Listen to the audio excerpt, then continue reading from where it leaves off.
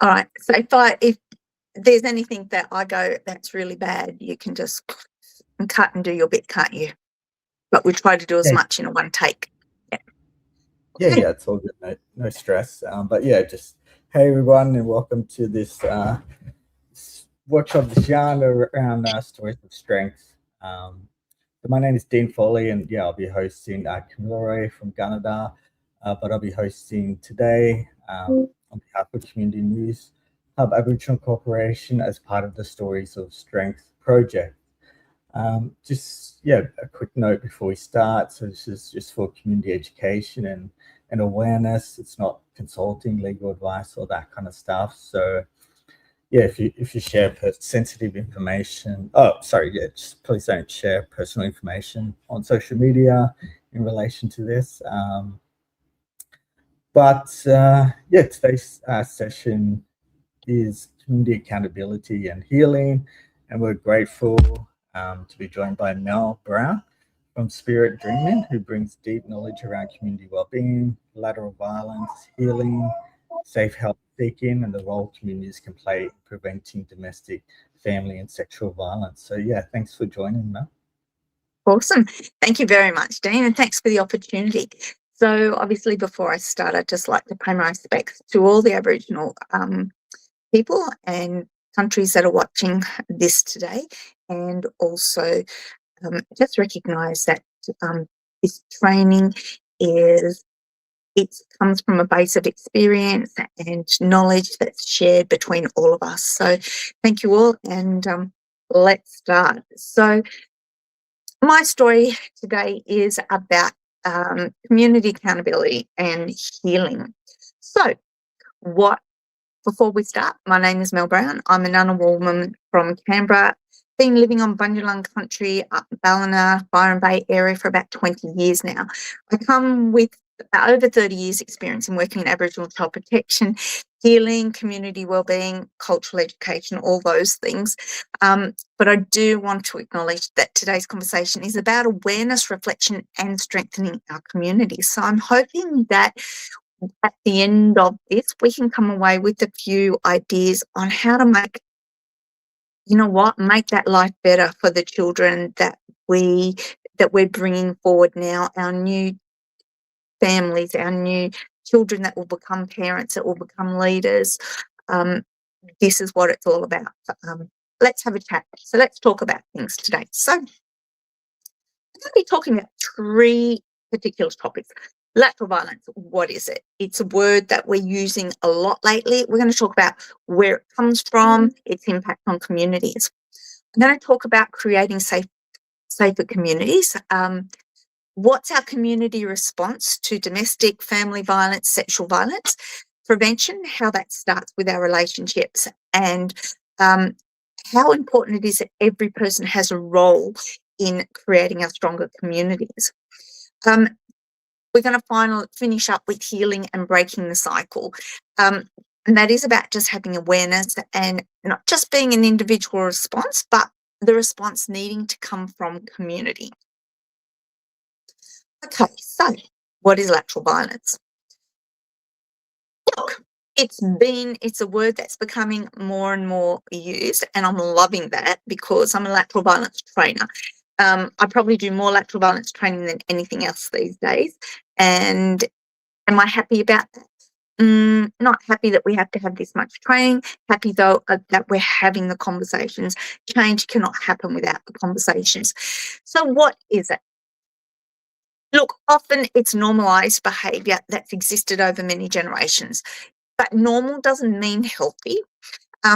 This behaviour has existed for generations, but it does not mean it needs to continue. It means that what it does, it actually divides us from our families, from our communities, from our workplaces. It damages trust, relationships, connections, all those things. It has a lasting impact at times as well. So awareness today is about awareness. We need to create awareness because awareness creates change. Once we recognize these harmful behaviors, once we say, I know what that is, that's our first step to saying, you know what, this is not a way in which we heal and move forward in our communities. This is only a way in which we continue to create division in our workplaces, our organisations, and our communities. So what is lateral violence? Let me read this. Lateral violence occurs when people who are experiencing powerlessness, let me rephrase that. I'm going to do that one again. So what is lateral violence? Lateral violence occurs when people who are experiencing powerlessness direct hurt, anger, frustration, and aggression towards each other instead of the systems that causes the harm. What are some of the behaviours that we're talking about? We are talking about gossiping. We're talking about rumour mongering. We're talking about exclusion and isolation. That one's at out 1 and 2. Bullying, intimidation, undermining each other, public shaming. That one's one of my big ones that makes me so sad when we do that. Social media attacks. That's a really big one, particularly for our young ones. That's cyberbullying. And family and community conflict. But if you do your own research as to what are lateral violence behaviours, I'm going to say to you, you know what? It's going to vary for each one of us. For what's a lateral violence behaviour for me might not be for you. So I always say to people, follow your gut. If you're not feeling comfortable with what's happening, have a think about it. Has someone been laterally violent towards you?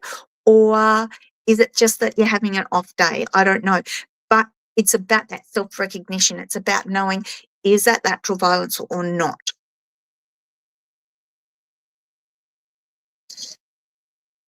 This next statement I want to read to you. Lateral violence can be normalised behaviours that have existed for generations. You know, normal doesn't mean healthy. I've mentioned that before. These behaviours have become so familiar over years, over generations, that sometimes we don't even question them. What am I talking about? Really simple. Let's go to the gossiping. Hey, did you hear the story about when your intent is to manipulate, dominate, and control the person that you're talking about? We have become so used to that behaviour. Hey, have you heard the latest gossip? I challenge that word gossip now. I go, is that good gossip, bad gossip? Is it something you would say in front of the person or something you wouldn't? And that really gives you an answer as to whether you should be continuing on or not. Children learn by watching adults. This is why we've created generations of lateral violence, generations of this harmful, hurtful behaviour. Silence also can be very harmful in these situations. Well, saying nothing is as bad as saying something. Awareness, when I say, let me rephrase that, saying nothing is as good. I want to do this one again. Sorry, I want to start all over. This slide. So what is lateral violence? Our next one, I want to read this statement to you. Lateral violence can be normalised behaviour that have existed for generations. Normal does not mean healthy. Okay, familiar behaviours that have been accepted for generations without being questioned. A great example would be gossip. Hey, have you heard the latest gossip about such and such? When the person's intent with that gossip is to manipulate, dominate, and control. Okay, that we've done that for so many generations that it's become quite normalised. And the problem is our children are watching that happen and they're learning from our behaviour. Silence can allow for harmful behaviours to continue. If you say nothing, it's as bad as saying something that is continuing to that behaviour, something that is adding to that behaviour. So what we need to do, our first step, is to create some awareness and to create some steps to begin to make some changes. We haven't quite finished yet. So the next thing is about lateral violence creates hurt, harm and division within families, communities and workplaces. Yes. Lateral violence damages the trust in our relationships. Our relationships begin to deteriorate or can begin to deteriorate. It creates fear and shame and isolation, weakens families and communities. I've done so much work in communities where we have found that these behaviours have almost destroyed communities. I can definitely say I've done a lot of work in organisations where, in some organisations, it has brought them to their knees, to almost where they do not exist anymore. That is how big this behaviour can be. And if you think about how that ripples out into communities, into our families, it's absolutely huge. Lateral violence can discourage people from speaking out. It undermines our teamwork. It prevents us from working together while we're so worried about the shame and the fear and all of those sorts of things. Then it makes it really difficult for us to work together. It divides people instead of strengthening the connection. But that's the point of lateral violence, is that division, that divide and conquer. Healing can begin once we find that place of respect and accountability and support. So where does it come from? It comes from loss of culture. Policies have been designed, and they still are today, designed to divide Aboriginal people. There are lots of even just more recent things that have happened in in Australia over the past few years that have divided our communities. And they're policies that are made deliberately. I don't think the government would say they're made deliberately, but I feel, when I'm calling it on the cultural safety lens, when I see it in the cultural safety lens, I'm saying that it could be a deliberate policy making. Because while we're too busy fighting ourselves, we're not actually fighting the policy that's got us to that position. And it causes trauma. And we're bringing generational trauma. So this has been happening for generations, and we're bringing this generational trauma with us into everything that we do. So I just want to remind us that lateral violence is not who we are as Aboriginal people, okay? Lateral violence is a symptom of trauma, not a symptom. It is not a reflection of our culture. Hurt people often hurt people, and healing people helps with healing other people. So what is the impact of lateral violence on community wellbeing? It damages relationships, creates distrust, impacts on our wellbeing, and weakens our communities. How does it weaken our community connections? Here's a couple of examples. A community member that could be excluded from events because of rumours. I see that one happens quite regularly. Someone who starts in a new role and is criticised and not encouraged for being in that role. Families stop talking to each other because of unresolved conflict, and people avoid community meetings because of fear of judgment, fear of gossip, and even just fear of their own safety being there. So when people don't feel safe or welcoming, community connections begin to absolutely break down. I want you to think about the time. This is a really big one. I want you to go deep here. Think about a time when somebody encouraged you instead of criticising you. How did that make you feel? Now imagine if every person in our community experienced that same support. We would have different types of communities then. We absolutely would. We would have families feeling safe to ask for help. We would have young people growing up believing that they're actually valued and capable. We would have young people celebrating their successes instead of being ashamed of their successes. Workplaces that support and encourage and mentor each other. And the list goes on. And you will have some really wonderful ideas of your own, of what if, circle back to this question that's on the slide. What if we supported one another rather than bringing each other down? What would that look like for you personally, in your family, in your community, in your workplace? What would that look like? I tell ya, it would look like a pretty amazing place. So lateral violence It is not. There's a cross beside that. It is not traditional in our culture. Yet what we need to do is we need to respect and have collective responsibility around our behaviours. I want to move on to creating safer communities now. Safer communities are built on connection, respect, and shared responsibility. Everybody has a role in creating an environment where everybody feels valued, heard, and supported. Prevention starts really early in providing. I'm going to do this slide again.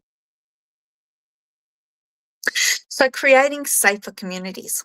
Safe communities are built on connection, respect, and shared responsibility.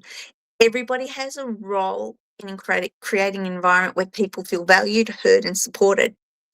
Prevention starts really early. And I want to start looking at some of those ideas for a moment. So when we're talking about safer communities, we're talking about domestic violence, family violence, sexual violence. Obviously, they are not the only ones. They will be some of a number of different things that make a community safer. But they're the three I'm going to just touch on for a moment. Violence. Let's just talk about all of those types of violence. They affect everybody. Domestic, family, sexual violence, all impacts on individuals, families, communities, children, broader communities. It impacts on everybody. Violence creates lasting harm. We know that. I'm not telling you anything new here. You already know this. It contributes to our trauma. It contributes to that ongoing fear and isolation. And this is the stuff that where we can create generational trauma. It is certainly the stuff that we've brought with us through many generations to where we are now. But if it is left unaddressed, then it's going to look different for everybody, but it doesn't look good. It just doesn't look good. Strong communities help prevent violence. Okay, so safe relationships, cultural connection, support, community accountability, all those things are keys to keeping a community safe, creating safe families. So all of those things are really, really important. But we won't talk just about domestic, family, and sexual violence. I just want to talk about, I'm going to move to another slide now. I want to talk for a moment about myths or truth. I want to challenge some of those myths some things that we absolutely misunderstand. I want to replace those myths with actual facts that help us feel safer, okay, and more informed. These that I'm going to talk about maybe three or four different types of myths that I come across regularly as a counsellor. But I want to talk about these because I think if we can dispel these myths, if we understand what truth is, truth empowers change. So when communities recognise everyone has a role in promoting respect and speaking up and supporting others, then we can, like I'm just repeating it again, we can become stronger, safer, and better equipped to prevent violence. And I'm going to underline that one, to prevent violence. The better we are at this understanding what some of the trauma is, dispelling some of these myths, I think that I don't think actually know that life would be a little bit different for us. Okay, so let's have a look at my first one. My first myth is, if anyone experiences violence, they will ask for help. That is an absolute myth, guys. Okay. The truth is, many people experiencing violence are fearful, ashamed, isolated, or worried that they will not be believed. Not asking for help doesn't mean someone isn't experiencing violence. If you are seeing that, it's about conversations. And I'm going to be a bit of a broken record around this over the next few slides around the myths, because it's about a conversation. It's about recognizing that something's not, or a person's not okay, and talking with them or giving them a moment or an opportunity where they can talk to you. Okay, let's have a look at our next one. It's not my place to get involved. If I could have $1 for every time someone said, you know what, it's not my place to get involved. That's garbage. It is absolute garbage. Early support can prevent isolation and from it actually becoming a crisis.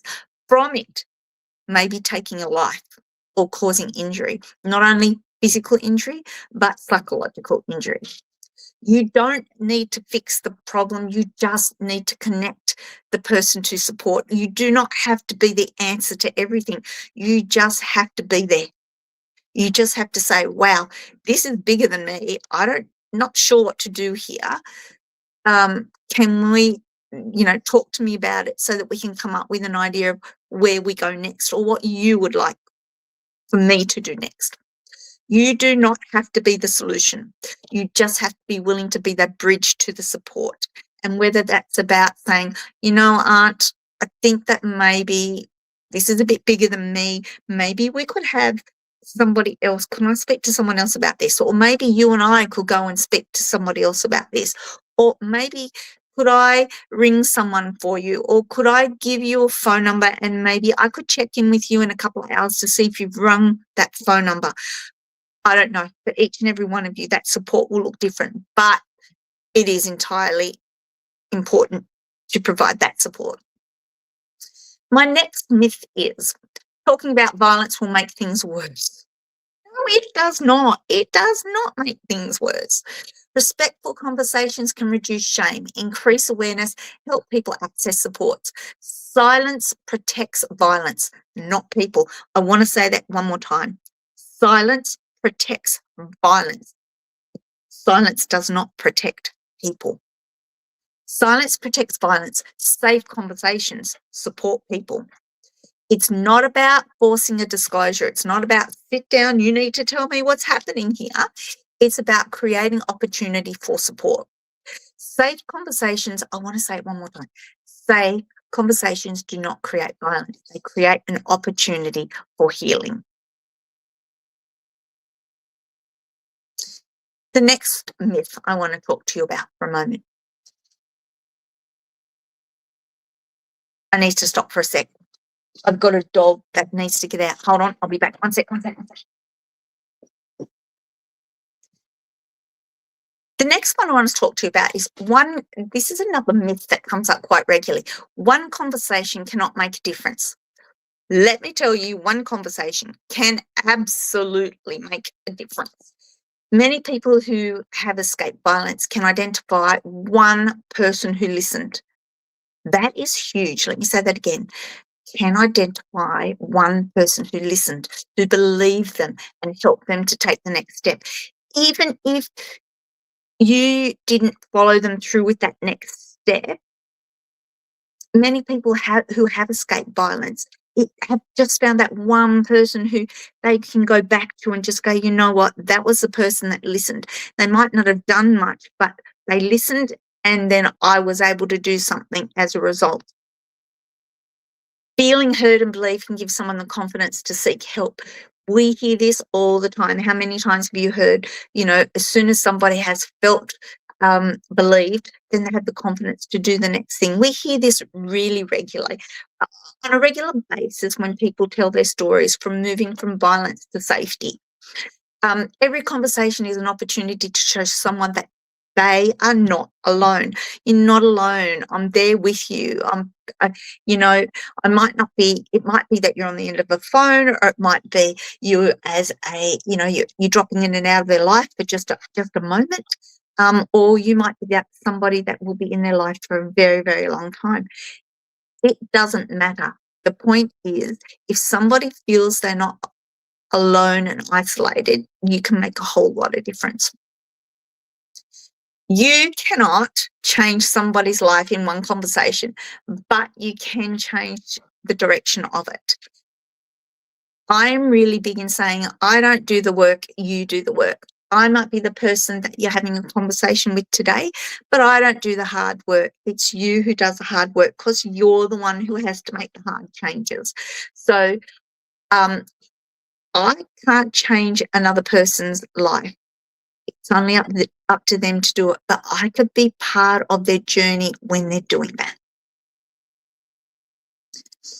So just to, I guess, sum up creating safer communities, there's two really big statements here that mean a lot to me. A caring conversation and a supportive person can be the first step towards safety. People may not always remember exactly what was said, but they often remember who sat beside them.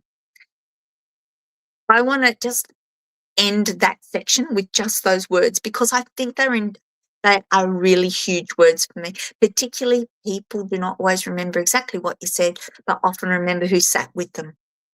If you've ever been in that position, or somebody you've been through that journey with somebody and they come back to you and they say, you know what, I can't even remember that conversation I had with you, but you gave me the courage to do what I had to do next.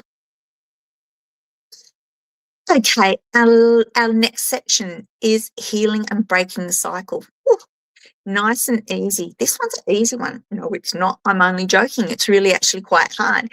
Healing begins with awareness, and that is we can't change what we don't recognize. We need to know what we need to recognize first, and every positive choice matters. Small acts of respect, kindness, accountability, all of this creates healthy, stronger, happier families and communities, and that's what we're aiming for. Let's look at this for a moment, this slide. It says, how do we break the cycle?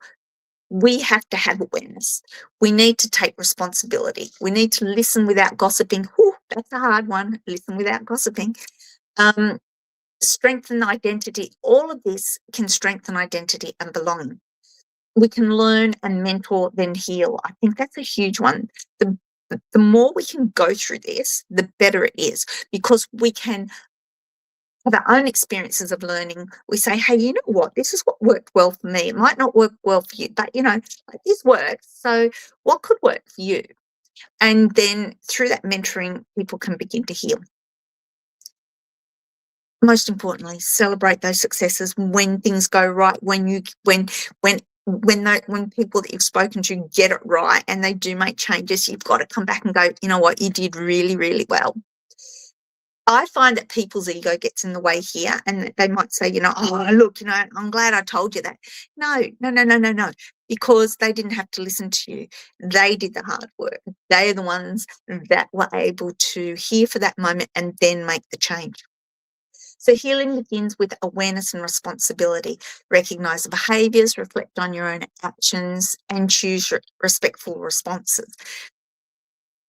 A response like, yeah, he is an idiot, or yeah, she is blah, blah, blah. They are not helpful responses. So try not to use the negatives. Just go, okay, rightio, yep, that sounds like that's a really difficult behaviour. Or how are we going to manage it? The next point is choosing our connection over our division. Let's listen without gossiping. It's a huge one. Build trust, strengthen identity, all those things. Listen without gossiping. We don't need to, what do we call it in some of our communities? Yarn carrying. We don't need to do that. Okay. We need to, as I said a little bit earlier, is this good gossip or bad gossip? Is this gossip I would share? Like good gossip is, oh, did you hear Arnie such and such won lotto yesterday? Wasn't that bloody, that was fantastic. Oh my goodness. Opposed to, hey, did you hear Aunt down the road there? She won lotto the other day. I bet you she don't share it with nobody. That's not the gossip we want. That's the bad gossip. We need to grow and we need to lift others up with us. The more we learn, the more we can mentor, the more we celebrate other people's successes, but it has to be a real celebration of success. It can't be, this gammon stuff. Oh yeah, you did good, but you don't really mean it. It has to be real because celebrating successes can sometimes make a change that lasts for generations. Okay. So healing and breaking the cycle. Healing is not just an individual responsibility. Healing is a community responsibility. What do I want for our future? What do I want our future to look like? This is a really easy one for me because as a grandparent of 9 grannies so far, I What do I want for them? What do I want their world to look like? Because the buck stops with me right here, right now, because way I manage myself, the way I behave is showing my grandkids, my little grannies, what I want their life to be like. You know, I mightn't have got it right with my own kids, so I'm trying to get it right with my grannies. And maybe if they can learn some things, you know, what difference can it make to that generation? Violence is not our identity. I want to bring that up before we finish. Violence is not our identity. Our culture has always been built on connection, on our families, respect, the way we care for each other as a collective, as a group. When we strengthen our culture, when we support one another and choose healing over hurt, what would our communities look like? Wouldn't it be fantastic? Our communities looked a little bit different to what they did now.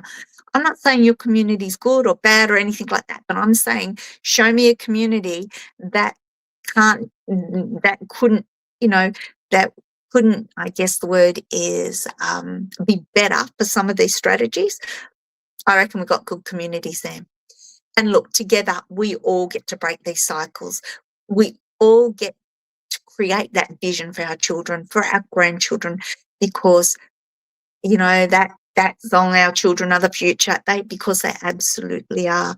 So if you want motivation to you know, look at lateral violence differently, if you want motivation to, I guess, manage the different types of violence in our communities, our families, and our workplaces, this is how we break the cycle, with a vision and a want and a need change what the future looks like, because I know that the world that my mum grew up in as an Aboriginal woman is different to how I've grown up, and I want it to be different yet again for the way that my grandchildren are growing up. So that brings us to the end of our very quick session, but I encourage you all, do some lateral violence research. There's some really good websites out there.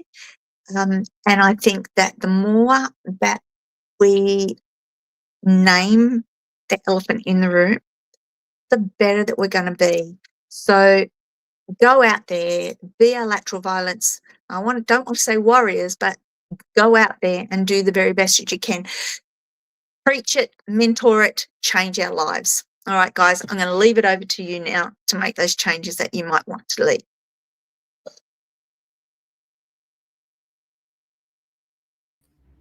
Good old technology. Thank you, Mel. That was amazing. Really appreciate the care and strength you brought to this conversation. And yeah, there was a lot to it, even though it was short. There was a lot of very helpful information. And yeah, I can definitely relate, and my own experiences, my own community. So it's definitely something that needs to be fixed. And yeah, appreciate your work you're doing to change things. So for anybody watching this later, like if you or someone else in immediate danger, you know, if you feel comfortable, you can call 000 or, you know, contact 1800 Respect, 13 Yarn or Lifeline. You know, there's a lot of people out there to potentially help. And yeah, we'll now close this session. But yeah, thank you again for contributing to Stories of Strength. It's my pleasure.